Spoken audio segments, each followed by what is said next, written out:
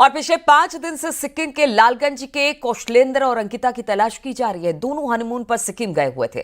29 की रात गैंगटॉक लौटते समय उनकी वैन तिस्ता नदी में 1000 फीट नीचे गहरी खाई में जा गिरे। इस हादसे में 8 लोग लापता हो गए हैं, जिनमें कौशलेंद्र और अंकिता भी शामिल है। सिक्किम के चुंगथांग इलाके में वैन गिरने की दुर्घटना को 5 दिन हो चुके हैं, लेकिन प्रतापगढ़ के लालगंज के नवविवाहित दंपति कौशलेंद्र और अंकिता का अब तक कोई पता नहीं चल सका है।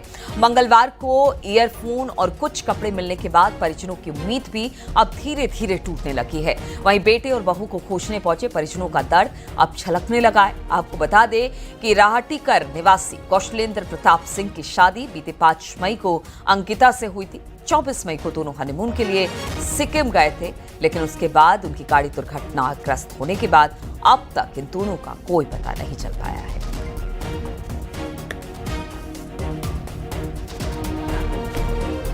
तो 8:02 बात हुई है। जी, तो अंकिता से क्या बात हुई आपकी? बात हमारी हुई कि बेटी ने बोला कि हम खाना पीना खा के होटल में जी जी जी उसके बाद सुबह जी सुबह निकलेंगे हम लोग। अच्छा, अभी क्या स्थिति है जो है? अभी तो आज भी वहाँ चल रही है रेस्क्यू। जी एसपी साहब, हमारे रिश्तेदार, हमारे समझी जी, जी हमारे बच्चे सब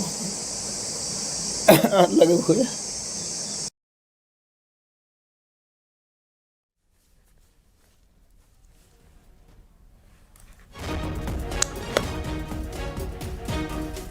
बातचीत करने के लिए रोहित सिंह इस वक्त फोन लाइन पर हमारे साथ जुड़ गए हैं। रोहित, ये दोनों गए थे, उसके बाद गाड़ी एक्सीडेंट हुई है दोनों कपल की, और बताया जा रहा है कि अब तक कुछ पता नहीं चल पाया है। जो छानबीन है अब इस मामले को लेकर कहां तक पहुंची है, पुलिस क्या बता रही है इस पूरे मामले को लेकर?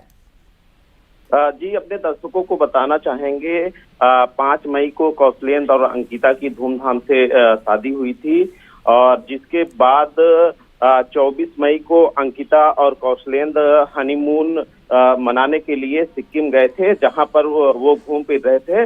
और 29 मई की रात में ये गैंगटॉक से ये लौट रहे थे। इसी दौरान बताया जाता है कि जिस ये टेम्पो ट्रैवलर पे जो है सवार थे, वो टेम्पो ट्रैवलर अनियंत्रित होकर 1000 फीट खाई में गिर गई, और जिसके बाद तमाम सारे जो यात्री थे उसमें लापता हो गए। वहां पर लगातार जो रेस्क्यू है वो चल रहा है, लेकिन जो अभी तक सिक्किम से बातें सामने आ रही वो ये आ रही हैं कि अंकित और कौशलेंद्र के 100 का अभी जो है कुछ भी पता नहीं चला है, ना उनके बारे में कोई जानकारी हाथ लग सकी है। हालांकि ये बताया जा रहा है कि अंकित और कौशलेंद्र ये जो नवविवाहित जोड़े थे, ये जिस होटल में रुके हुए थे उस होटल में इनका जो है सामान बरामद किया गया है, और जिस खाई के पास टेम्पो ट्रैवलर हादसे का शिकार हुई थी वहां पर भी इनके कुछ सामान मिले हुए हैं। तो जैसे ही हादसे की सूचना मिली, वैसे इनके परिजन प्रतापगढ़ से वह सिक्किम के लिए रवाना हो गए, और वहां पे इनके पिता, इनके चाचा समेत तमाम सारे जो परिजन हैं वहां पर है। वहां के उच्च अफसरों से लगातार जो है गुहार लगा रहे हैं, लेकिन अगर बात की जाए तो अभी तक ये नवविवाहित जोड़ों रोहित, इसमें कितने लोग दुर्घटना जिस गाड़ी में थे और वो अगर खाई में गिरे हैं तो कितने लोग इसमें घायल हुए? क्या उनके किसी के शव मिले हैं, और क्या आशंका जताई जा रही, क्या वहां पर नदी वादी भी बहती है कि बहकर वो लोग आगे निकल गए होंगे? इस बारे में कोई जानकारी है क्या?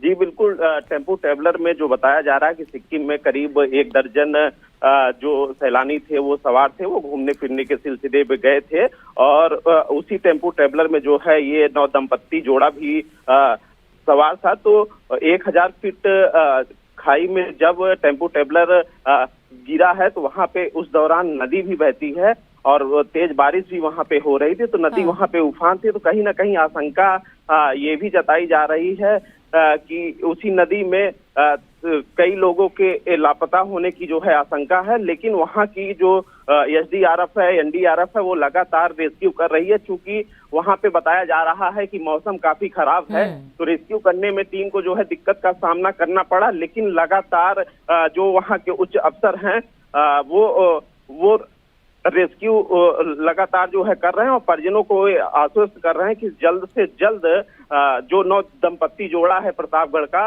उसको रेस्क्यू किया जाएगा और उसका पता लगाया जाएगा। ठीक है, बहुत बहुत शुक्रिया आपका रोहित जानकारी देने के लिए। लेकिन देखिए परिजन कितने गमगीन हैं और पूरा परिवार इस वक्त सिक्किम में पहुंच गया है, वहां पर पुलिस के संपर्क में है। पुलिस भी बता रही है कि खोजबीन चल रही है, एसडीआरएफ एनडीआरएफ को भी लगाया गया है इस काम में ताकि इन्हें खोजा जा सके। लेकिन अब तक कुछ सुराग नहीं मिल पाया है क्योंकि मौसम भी बहुत अच्छा नहीं है वहां का। इस वक्त काफी ज्यादा बारिश नॉर्थ ईस्ट में हो रही है जिसकी वजह से रेस्क्यू में काफी परेशानी सामने आ रही है।